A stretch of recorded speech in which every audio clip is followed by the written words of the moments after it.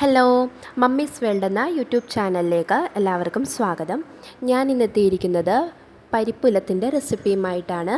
ആദ്യമായിട്ട് എൻ്റെ ചാനൽ കാണുന്നവരാണെങ്കിൽ ഒന്ന് സബ്സ്ക്രൈബ് ചെയ്തിട്ട് ഈ വീഡിയോ കാണാം.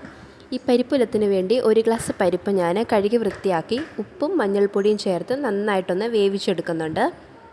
വെന്തതിന് ശേഷം മാറ്റി വയ്ക്കാം. ഇനി ഇതിലേക്ക് ഒരു 8-9 ചെറിയുള്ളിയും ഒരു 2 വെളുത്തുള്ളി, ഒരു 2 തണ്ട് കറിവേപ്പില, ഇത്രയും നമുക്ക് ഒരു മിക്സീൻ്റെ ജാറിലിട്ട് ചെറുതായിട്ടൊന്ന് ചതച്ചെടുത്ത് കൊണ്ടുവരാം. ഈ ഒരു പരുവത്തിൽ ചതച്ചെടുത്ത് നമുക്കിനി മാറ്റി വയ്ക്കാം. അപ്പോൾ ഇത് ചതയ്ക്കുമ്പോൾ പ്രത്യേകം ശ്രദ്ധിക്കുക, ഒത്തിരി അരഞ്ഞു പോവരുത്, ചെറുതായിട്ടൊന്ന് ചതച്ചെടുത്താൽ മതി. അതിനുശേഷം ഒരു ചട്ടി അടുപ്പത്ത് വെച്ച് അതിലേക്ക് ആവശ്യത്തിന് വെളിച്ചെണ്ണ ഒഴിച്ചു കൊടുക്കാം. വെളിച്ചെണ്ണ നന്നായിട്ട് ചൂടായി വന്നതിന് ശേഷം 1 സ്പൂണ് കടുക് ചേർത്ത് കൊടുക്കാം.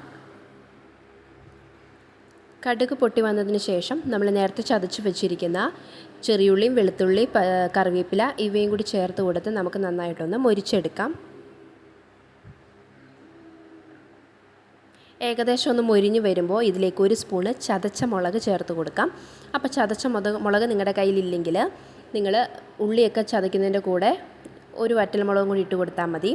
ഇനി ഇതിലേക്ക് ഒരു 1/4 സ്പൂണോളം കാശ്മീരി മുളക് പൊടിയും കൂടി ചേർത്ത് കൊടുത്ത് നന്നായിട്ടൊന്ന് മിക്സാക്കിയതിന് ശേഷം നമ്മൾ നേരത്തെ വേവിച്ച് വെള്ളമെല്ലാം ഊറ്റിക്കളഞ്ഞ് മാറ്റി വെച്ചിരിക്കുന്ന പരിപ്പ് ചേർത്ത് കൊടുക്കാം. ഈ സമയത്ത് നമുക്ക് വേണമെങ്കിൽ ഉപ്പ് ചേർത്ത് കൊടുക്കാം. നമ്മൾ പരിപ്പ് ചേർക്കുമ്പോൾ ഉപ്പ് ചേർത്താണ് വേവിക്കുന്നത്. അങ്ങനെ നന്നായിട്ട് ഇളക്കി മിക്സാക്കിയതിന് ശേഷം നമുക്ക് തീ ഓഫ് ചെയ്യാം. അങ്ങനെ നമ്മുടെ പരിപ്പുലത്ത് ഇവിടെ റെഡി ആയിട്ടുണ്ട്.